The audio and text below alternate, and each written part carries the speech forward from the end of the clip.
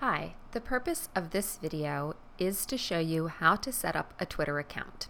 We will cover why you would want to use Twitter for your professional learning network and how you might use Twitter for your professional learning network in other video segments.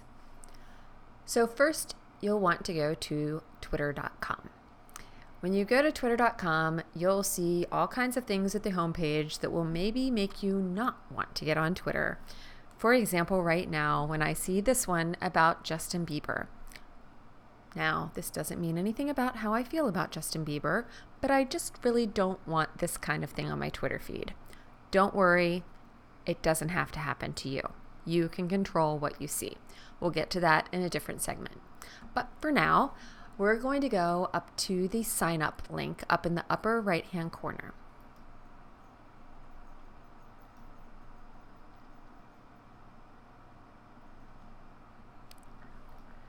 Here it will ask me for my full name. Now, I already have a Twitter account for my professional use. I also have one for personal use that I almost never use.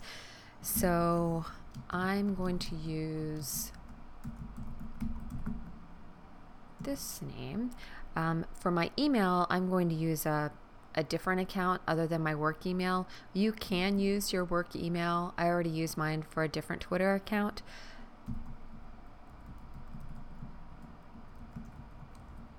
So I set this one up just to show you all how to do this.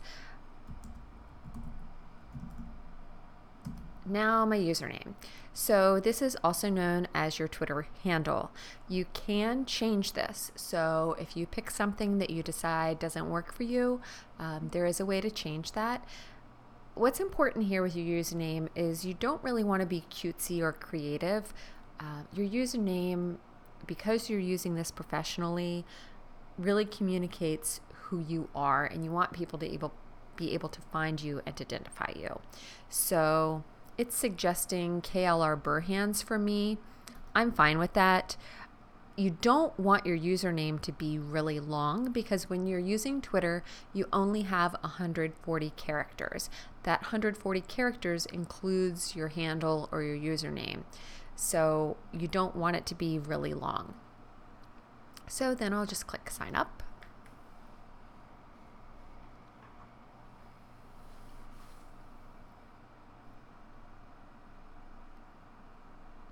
And my personal computer is a little slow. So it's going to ask me for my phone number to keep my account secure. I've already used my phone number for a Twitter account, so I'm going to click skip. And just so you know, don't try to follow this Twitter handle of mine because I'll be deleting this account just because I won't be using this.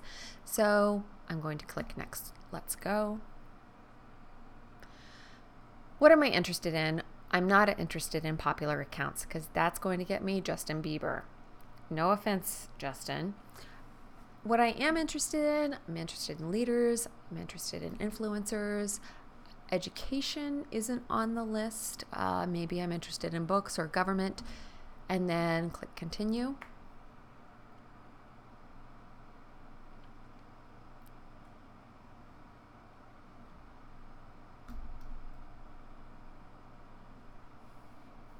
Okay, now here is where it's going to decide who I might want to follow on Twitter based upon what I've just shared. Is there anything wrong with any of these folks or people they want me to follow? Not necessarily, but I would prefer to select them myself. So up here where it says select all, I deselected all of them and I'm going to click continue. Okay, uploading a photo. I don't like having my photo taken. I don't like pictures of myself. However, on Twitter, if you don't upload a photo, your profile is going to be an egg.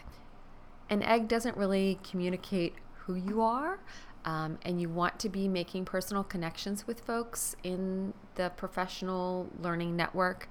So I encourage you to upload a photo.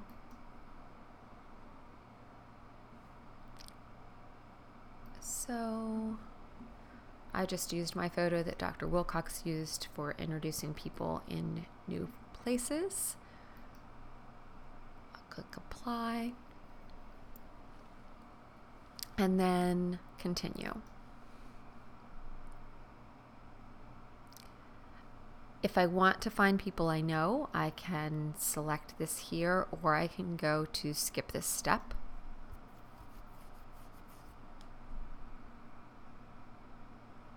Okay, so it has sent me a confirmation to my email address. You can see I have 0 tweets. This is me. I'm going to click on my profile and settings.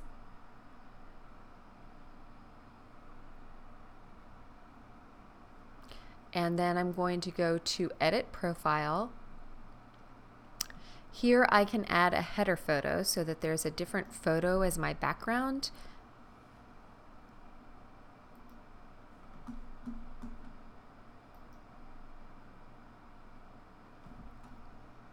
So I love quotes, so I've chosen a quote for mine.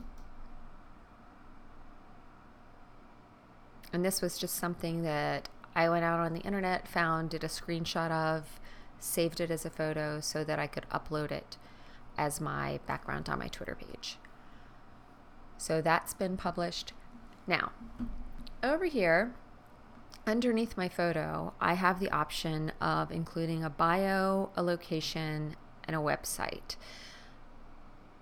You really should consider putting something in your bio, because this kind of helps to tell your story, helps to get you connected with people out there. So share your story and what you stand for. So assistant principal at North.